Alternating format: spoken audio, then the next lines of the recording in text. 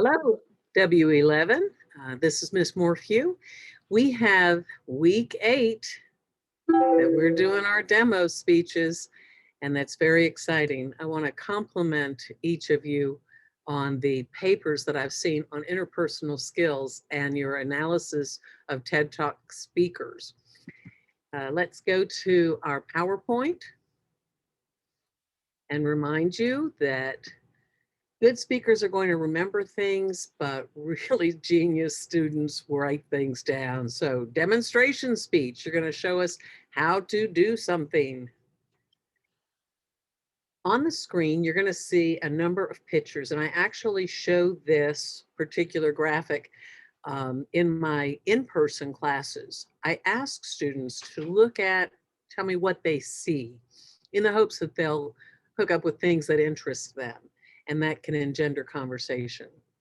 I have literally had almost every one of these as a demonstration speech. Not yet the hoverboard, but we did have to go outside to watch some bicycle tricks so far. And we didn't see a breaking in of a car, but we did go to, which can be a legal skill too, right?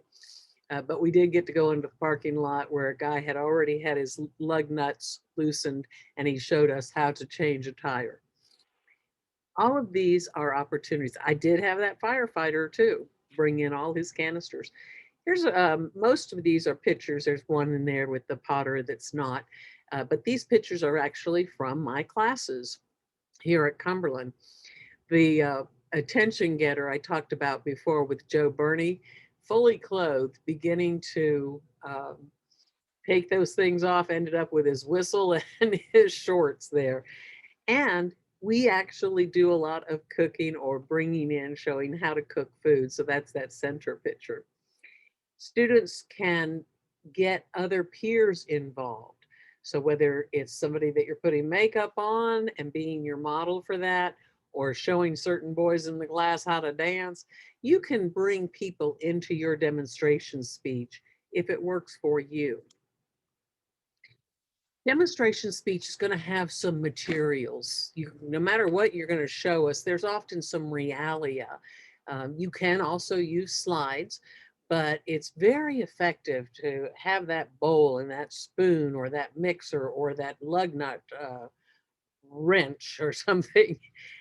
There has been a study by the Occupational and Safety and Health Administration from 2008, and it was updated by the Wharton Research Center in 2013 to confirm that if you just have oral, you're just giving the words, blah, blah, blah, your audience might remember about 10%.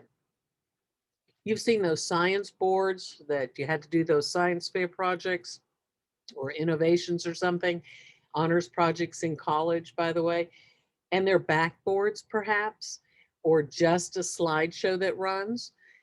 Visuals alone will allow your listeners or viewers to retain about 1/3 of what you are presenting.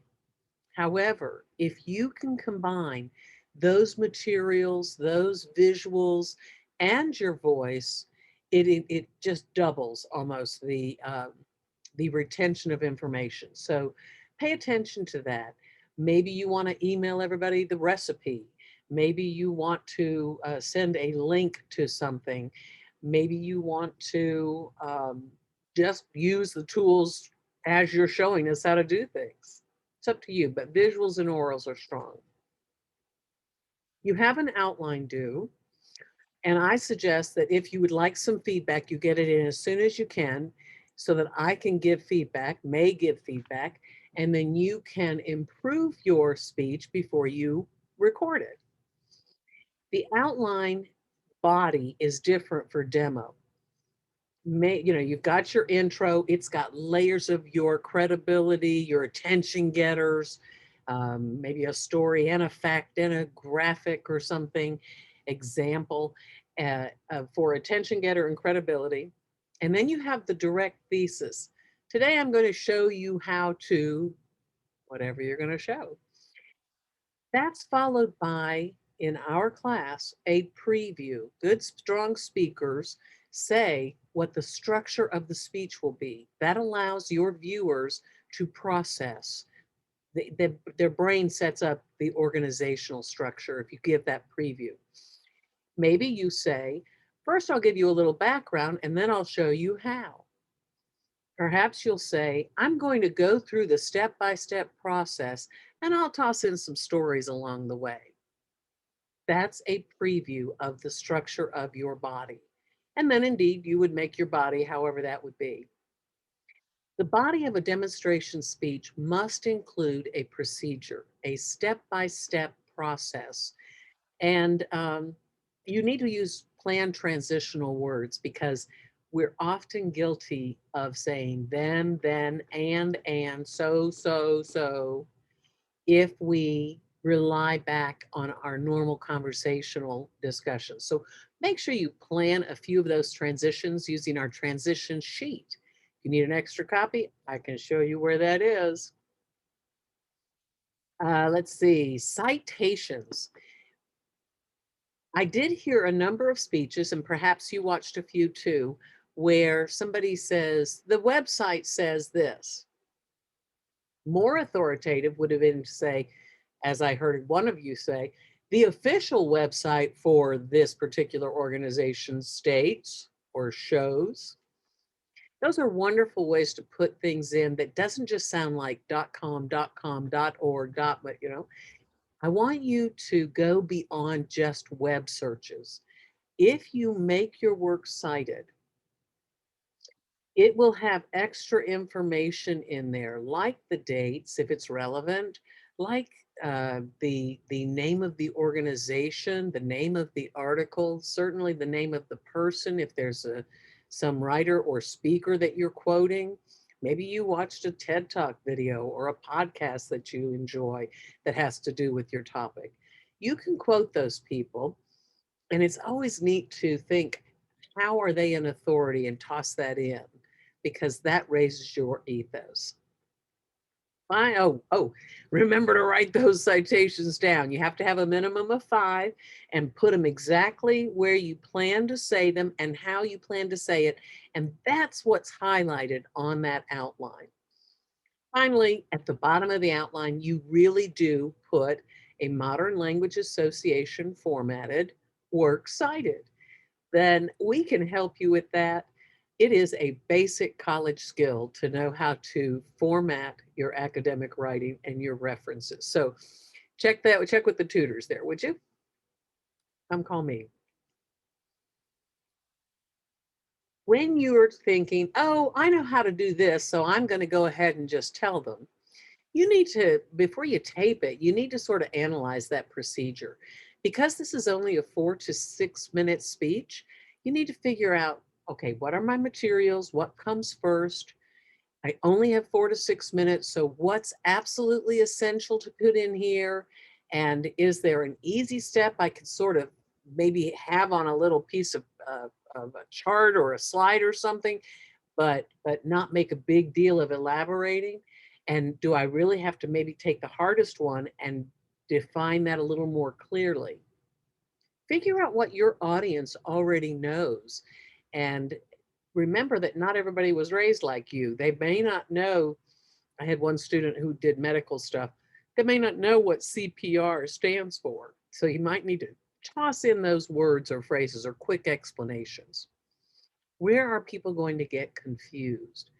And how much time does stuff take? So you plan that out, sort of analyze that. If you don't do it in some written form, that's fine, but think about it for your outline planning, mentally or written down. You'll be more effective. You might even decide, I'm going to blow off the time thing and I don't mind a few points off. I am going to exceed the time limit. So if that's the case, so be it. Are you going to use cue cards? Remember, it's okay to have those index cards that help you remember the sites you want to say, or maybe you do like I did. I would sometimes write down a couple of sentences I wanted to make sure I said precisely, and I draw eyeballs with long lashes so I remember now and look up.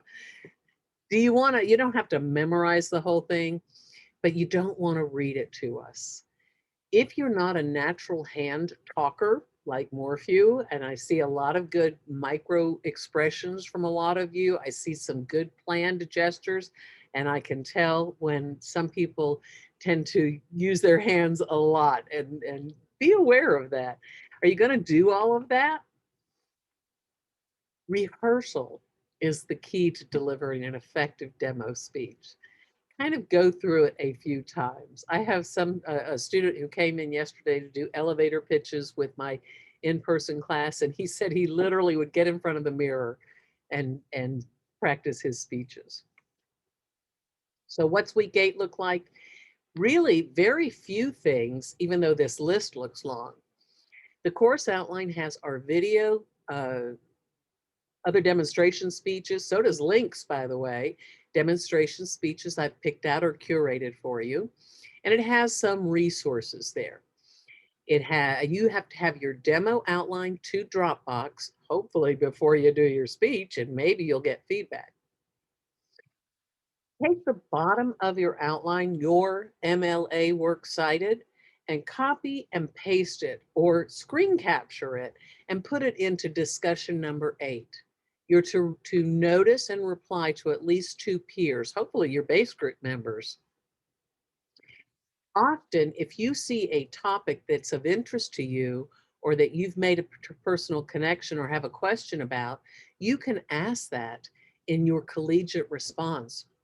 I actually had a student from your class write to me and say, hey, I want to do a collegiate response, not just, he didn't say not just rah, but he did see that you might raise the quality of some of your responses, not just I like it, but a little more of what we've talked about, kind, specific, and helpful.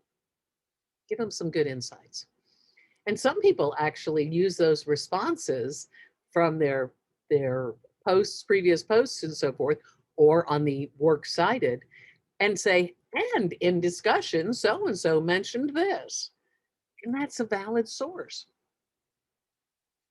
The speech is due by Sunday evening, the demonstration speech, and it goes to discussion number 9. And then I want you to watch and reply to a couple there. At least 2 of your base group members, if you guys are still engaged, and do your reflection journal. That dated entry of your thoughts and feelings will be used probably as a data source for your final evaluation paper. As always, I welcome you to pop in when I have the virtual office hours open. You know, I put that link in news a few times, so it's close to the top. And although no one has popped in to office hours or communicated that there's a challenge with my link there, I have had some very satisfactory connections and video conferencing with a few of you. So good on you. We know that face-to-face is the higher, they call it a higher richness, information richness. And if face-to-face is virtual, that works. I hope to see you there.